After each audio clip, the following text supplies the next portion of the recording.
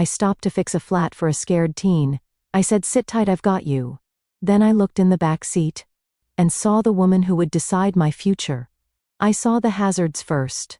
2 trembling orange blinks on a thin shoulder with nothing but dark fields on either side.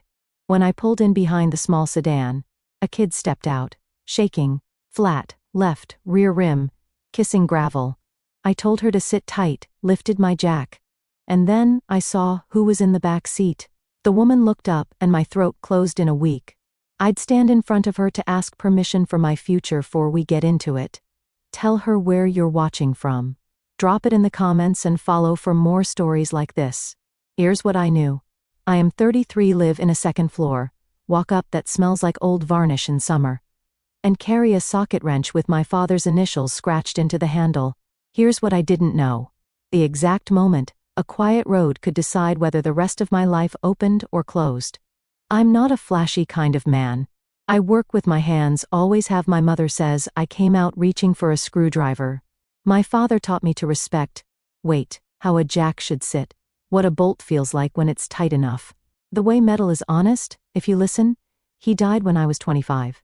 And the wrench with his initials, JD, the J almost gouged through from the pressure he used, came to me in a coffee tin with spare washers and a faded note. Fix the small thing you can reach. It sat in my dresser for a long time like a challenge. It's what? Bills, the shakes that run through you when a rent increase lands, the way a man's chest tightens at the end of a month when there's less left than the list says there should be. I've worked every version of an honest shift, warehouse delivery, building maintenance. A stint changing oil at a garage that smelled like coffee and old promises. Lately, I've had 2 jobs that almost meet in the middle, mornings at a hardware store that sells patience in boxes. Nights on a contract crew patching parking lots when the moon and the schedule allow between them. I can see a life I can almost hold. This is what it looks like. A mobile roadside service that is just me, compressor plugs, seals, cones, and a small van that doesn't groan. When you ask too much, I don't dream about owning a fleet. I dream about being the person people call when a small emergency bloats into fear. Tires aren't romance, but they are the point of contact between a person in their plan. When rubber gives, a day collapses, sometimes life does too. I've seen that you probably have to go from dream to licensure. There are steps in my city if you want to operate a mobile service and accept payments in public right-of-way. You need a permit. If you want a permit, you present a plan to the Licensing and Small Enterprise Board on the 3rd Thursday of the month. You bring insurance letters, a safety plan, a map of the places you will and won't work. If you're me, you bring a van that's technically a truck with windows, and hope they care less about paint and more about method. I also applied for a micro grant, not charity, if you're going to work for it. It's a push. I told the community foundation exactly what I would buy. Proper jack that doesn't hate me, a compressor that can fill a tire and not cough mid-sigh, reflective cones and a printer for cards. I don't keep handing strangers. My name scribbled on the back of receipt paper. The hearing was set. The grant interview the day after. I had the date circled. I had my suit cleaned. I had a file folder thick enough to hold my whole chest, because the universe likes a good joke. I had a boil on my neck that throbbed when I turned my head too fast. A reminder. I suppose that even the body requires maintenance. What does a man do while waiting on a board to make his future? A line item keeps showing up. He keeps tools in the van. He keeps chalk in his pocket to mark where Jack sits, right? He keeps his father's wrench in the glove box, in case courage needs a weight. He practices saying the sentence he's going to say to the board chair. The woman at the end of the table whose photograph in the paper always makes her look like she eats budgets for breakfast. My name is Adam Daniels. I'm here to make small emergencies smaller. That was the name I repeated in the mirror. That was the name a scared teenager said back to me in the dark, when her knuckles were white on the edge of a window, and the left side of her car kissed gravel in a way that meant someone had cut too sharp. Too late, and found the one piece of whatever it was that shouldn't have been there. Rain wasn't falling. It had fallen earlier, and left the world slick and inked. A kind of shine that makes each light look like it is trying to be the road out past the old industrial park curves for the sake of beauty, and then forgets to warn you it's going to ask more of your tires than they have signed up for. That's where I saw the hazards. 2 orange blinks, breathing like a panic chest. The shoulder was so thin, The car's left wheels kissed the edge of nothing. I pulled him behind at a slant cones out before my door shut. The habit of stepping into the road with your body lowered. So you are bigger to oncoming breath, so you see eye level to fear. That's a thing you learn by staying alive. The girl's door opened and she was all elbows in apology. I'm so sorry, she blurted. As if I were a police officer, or a father, or a sentence she'd failed to finish.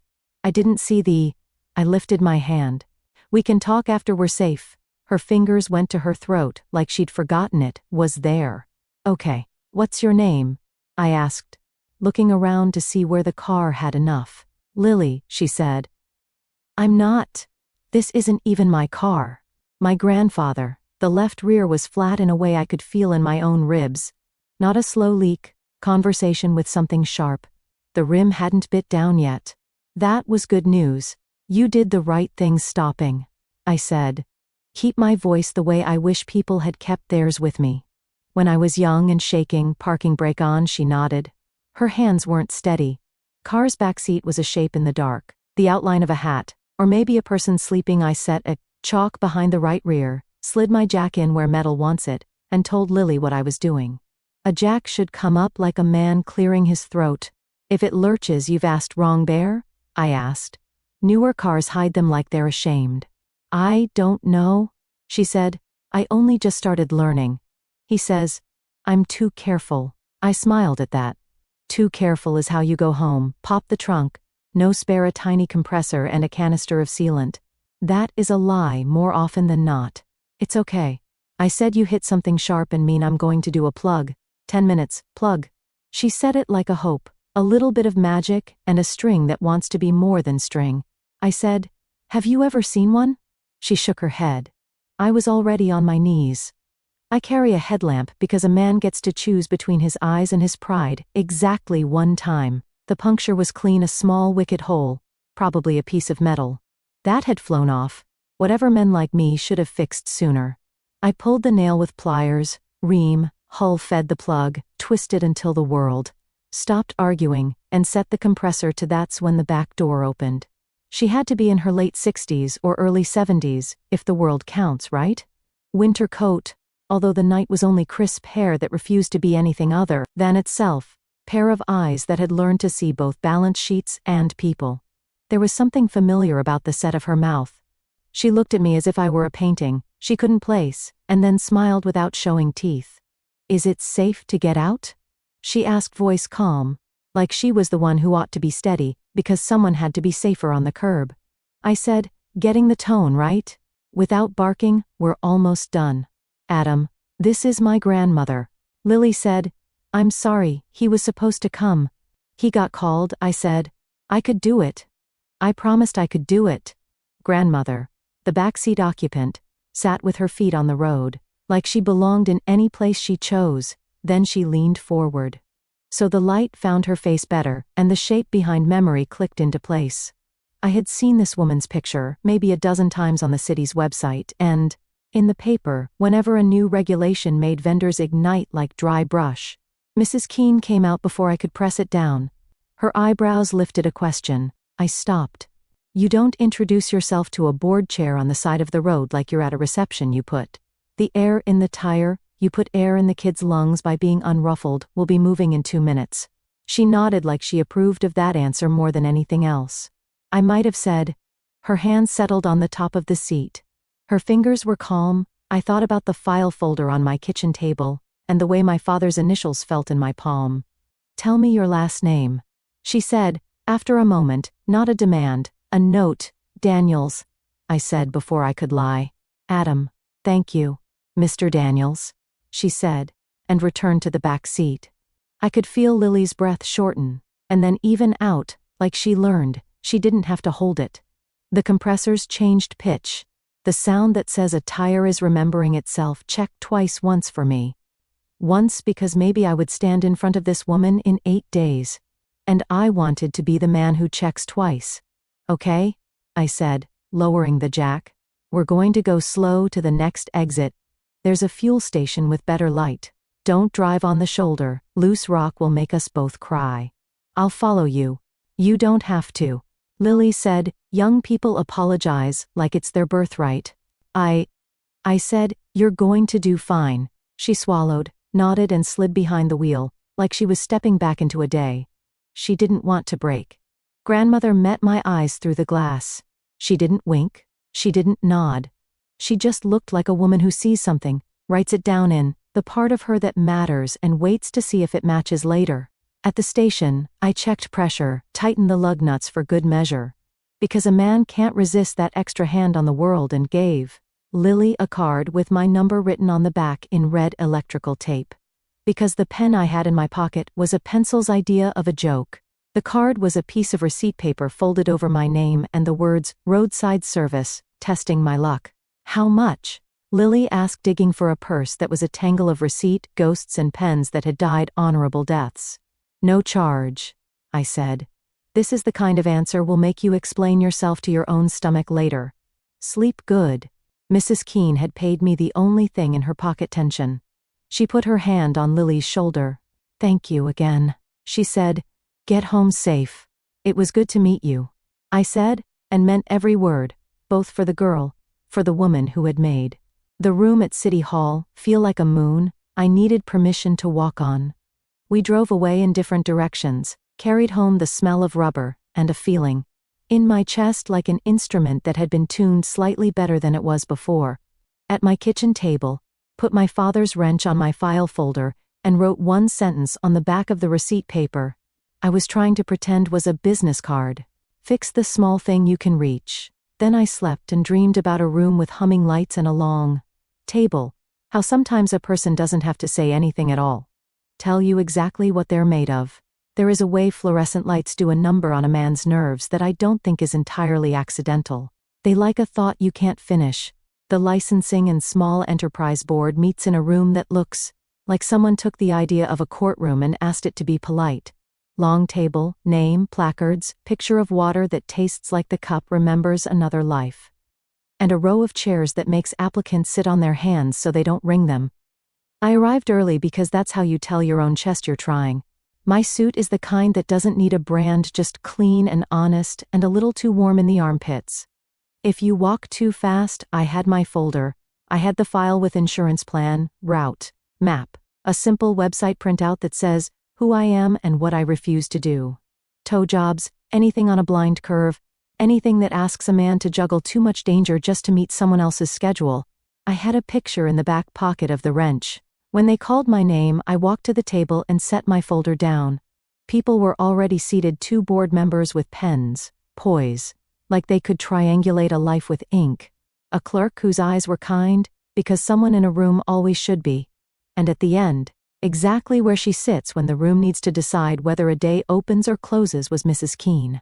She looked different without road and night pressing on her. Not softer exactly, just like the light knew where to land. Her hair was the same. Her eyes did not pretend to not know me.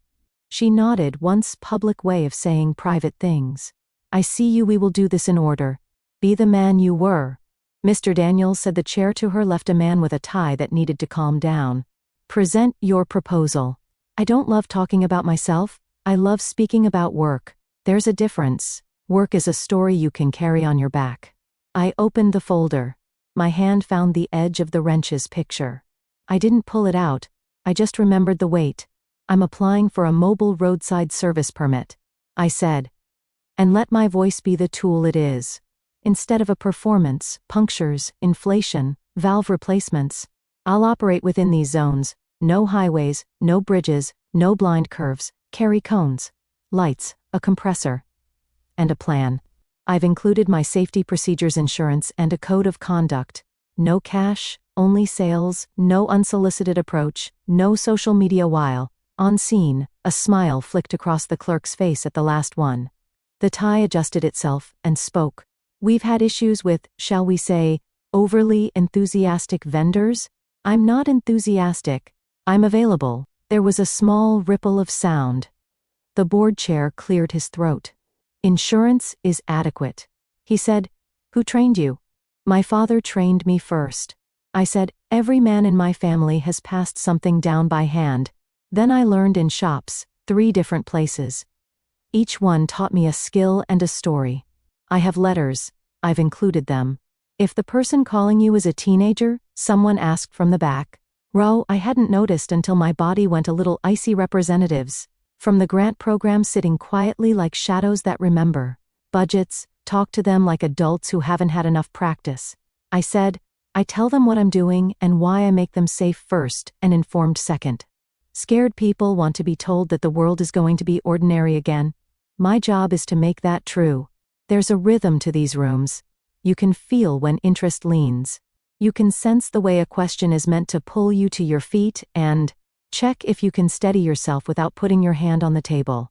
What about competition? Ty asked. We don't want to undercut existing businesses. I don't want to undercut anyone either. I said, I don't fix what needs a lift and obey. I don't do things on the side of the road that belong inside.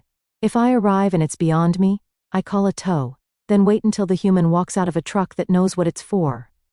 People think independence is a brand. It's a responsibility. Mrs. Keene had not said a word. She didn't have to. This is the part of the process where a man convinces a room. He's not a story they'll regret later. Then when the moment arrived where the board asks for public comment, she lifted one finger. No one in the world needed more of an introduction than that gesture. Last week, my granddaughter and I had a flat off East Crescent. A gentleman pulled behind us, set cones and made that small emergency smaller. He did not tell me his name at the time. He did not take my money. He checked twice. He used his body the way a person should in a dark road. He made a plan simple enough for a scared girl to understand. He followed to the next exit. She did not say it was me. She did not look for thanks. She set the facts on the table like tools and stood back. Is that a conflict? Ty asked quickly, a little too quickly, because men like him were afraid of the wrong line in the wrong paragraph context. Clerk said softly. The chair turned to her. She had the kind of voice that makes rooms less foolish. Our criteria include safety and community benefit. That was a statement to that effect. Mr. Daniels, please step out while we consider. I walked to a bench that made my knees far too aware of their own existence. I wasn't sick. I wasn't steady either. You wait outside rooms like this, the way you wait outside hospital doors. You were the same man either way. The world decides which version it greets. When they called me back, the Ty had the look of someone who had been overruled by something as annoyingly practical as principle. The chair folded his hands. Clerk smiled without blessing. Mr. Daniels said the chair permit approved with conditions, your zones as submitted. Quarterly safety reports, for the first year.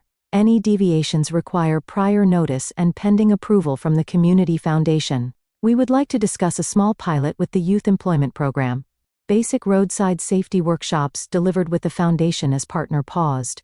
And Mr. Daniels, sir, please print proper business cards. I laughed, then startled me. It startled them too. It sounded like a jack releasing a load you had been holding too long. When I turned to gather my things, Mrs. Keene was already speaking to someone. She looked at me as if to say, you will be busy now. Not forget to be the man who checks twice in the hallway. The grant representative stepped out of the shadow of her own stack of papers and said, we'll see you tomorrow. She said, bring your list. And your wrench for luck. I patted the folder where the picture was, because the actual wrench was at home, where the weight wouldn't confuse a metal detector. Ma'am, I said, thank you. The Community Foundation's office smells like paper that makes decisions and coffee that understands the weight of them. I sat in a chair that had seen donors and pleas, and the particular brand of hope that sits between them. The grant coordinator, a woman with the kind of laugh that makes you think, it's safe to tell the truth, lifted a file with my name on the tab. It looked like it had been read more than once. Mr. Daniels, she said, we heard a story last night at dinner. I raised an eyebrow about a man with cones and a girl who went home to sleep, thinking, maybe she wouldn't. I didn't know what to do with my hands for a second. So, I set them on my knees, like I do when I'm making a plan for a machine with its parts out. That posture saves you from gesturing at people's faces. When your heart is making points. We like our grants to purchase things that make reports blush because they are so boring and so necessary. Jacks, compressors, tape. We like our grandists to send back pictures of those boring things working. We like stories too. We like the most when they are true, because someone wrote them down who had nothing to gain. We have one of those. She slid a piece of paper across the desk. Wasn't a letter on letterhead. It was receipt paper, folded over red electrical tape along the edge, like it had a bandage. My handwriting was there, my name, my number, and my father's sentence, a studying line under both. Fix the small thing you can reach. Where did you? I started, and then stopped. Because there was only one answer. It made my chest do a thing. I'll never name out loud. She dropped it off. Coordinator said she didn't need anything from you. Said we should make up our own minds. We're funding the list. The van signage because the chair thinks you shouldn't be writing on the back of receipts. A man who doesn't believe he'll be called again for the record. I said because humor is one of the few tools that sharpens under pressure. I have been called best when I'm least prepared. We also have a request. There is a group of teenagers who are going to be working this summer in parks and libraries. We want to add a Saturday morning with Mr. Daniels, Cones and Jacks. And how not to be afraid of your own shadow at night. Interested? I said fast enough to make me look more eager than wise. Very good. She said, bring the wrench about the wrench. Everyone in this town knows about a talisman. When a talisman is working, she said, and smiled like she had been a person who needed one once, and someone had given it to her. Now she collected such stories for other people to borrow when their hands forgot how to be steady all on their own. The grant bought the compressor that fills a tire without making me pray. It bought cones that make a road understand. It needs to share attention. It bought a proper reflective vest that doesn't make me feel like a traffic cone pretending to be a man. It bought cards, real ones with my name and a website. That was just a simple page with a sentence on it. My mother cried when she read, "If you are afraid right now, I will not make you more afraid." The permit sat in a plastic sleeve in the glove box behind the wrench. The van side got a name, Small Emergency. Below it, 3 lines, tires, air, calm, no highways, no bridges, no blind curves. We started on a Tuesday because Mondays feel like a dare nobody needs to take. The first call came from a mother whose kid had to be at a tryout in 20 minutes. And the universe had chosen that minute. To remove all the air from her day, I told her how long I would be. I arrived when I said I would. I told her what I was doing and why I asked her kid to hold the headlamp while I fed the plug. Because a person who has held the light can see better later, when the dark is trying to mess with them again. Kid passed the tryout, mother pressed a bill in my hand, and I pressed part of it. Back with a smile and a sentence I had to learn like a script, pay what you owe. You've already paid the rest. A week in a letter came from a mailbox that has only ever carried trouble. Not this time. The city's youth program, a schedule, a request to invoice for time spent making teenagers less likely to be afraid of the dark, and more likely to be the kind of people who make other people less afraid of the dark too. Saturday mornings under a shelter near the park, 20 kids, a pile of cones that looked like orange tulips, chalk line on the asphalt to show where a jack sits without making a car scream. A board at the end, where each kid wrote one sentence they were taking home. My favorite, the world is heavy, but not on my nose. You can tell when your life is changing by the way, little things ask you to meet them. The van's door doesn't stick anymore. Phone rings and it's work, not debt. Men who used to nod and look past me now stop and ask if I have an opening for their cousin. A tire that goes flat at 8 in the evening no longer feels like an act of God. It feels like my job. Then there are the big things that make men lean on their counters and not tell anyone they are smiling at nothing. A month after the board approved my permit, I was on a shoulder telling a teenager about the way a valve cap is a small king who never gets thanked when a car door opened. Behind me and a pair of shoes that have never stepped in a puddle if their owner could help it wandered up to my cones. Mr. Daniels said Mrs. Keene, like a person who expects to be listened to because she always is. Use your Saturday morning voice please.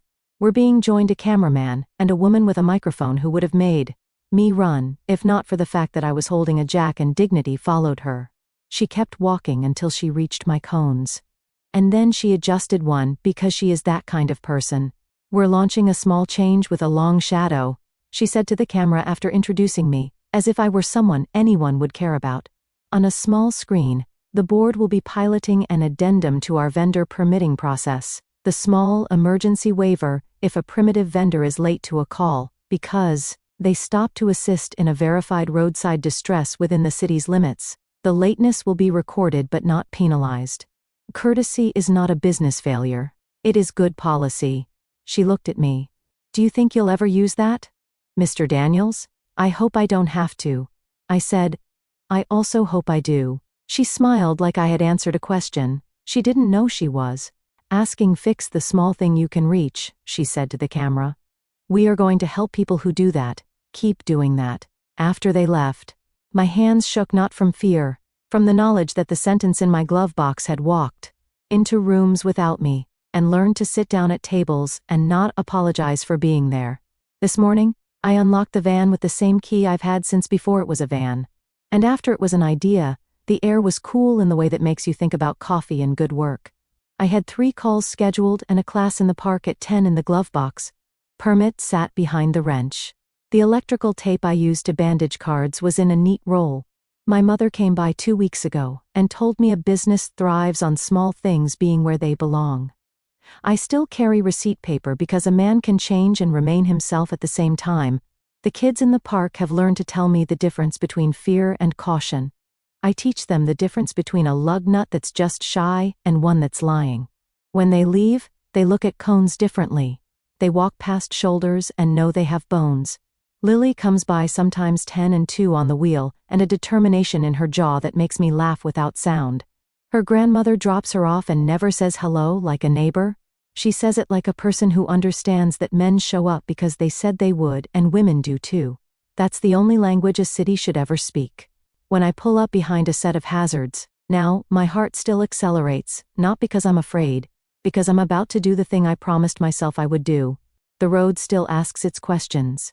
I still check twice. The receipt paper in my pocket still has a sentence on it that has carried me through rooms with humming lights and a bench outside where the breath won't slow. It's not glamorous, it shouldn't be. It's a living. It's a life. Sometimes at red lights, I hold the wrench in my palm and feel my father's initials with my thumb. JD isn't a brand. It isn't even a name that belongs to anyone who is here to answer to it. It's a weight. It's a reminder. It's the permission to be a man who crouches on a shoulder and talks to a scared kid like the world is ordinary. That's what makes it. So I didn't plan to stop that night. Plan to get home, shower and practice sitting up straight. So a room would think I belonged in it. Instead, I put cones out and made a young driver breathe better. The room did too later. That's how this works. Sometimes, you do the small thing because it is right. The large thing notices or not. If it does, be the same man in both places. I write this line on the back of cards still. Even though I have proper ones, now, I hand it to people who ask me why I stopped, why I took less than I could have charged, why my cones are so clean. I write it because the world forgets. And because I do too. Fix the small thing you can reach. If this story spoke to you, if it reminded you of a time someone made your small emergency smaller, tell me where you're watching from and what happened. Share it in the comments and follow for more stories like this, about how ordinary days open when someone chooses to be useful. I'll be on the shoulder if you need me. Tones out, Jack steady, calm on purpose.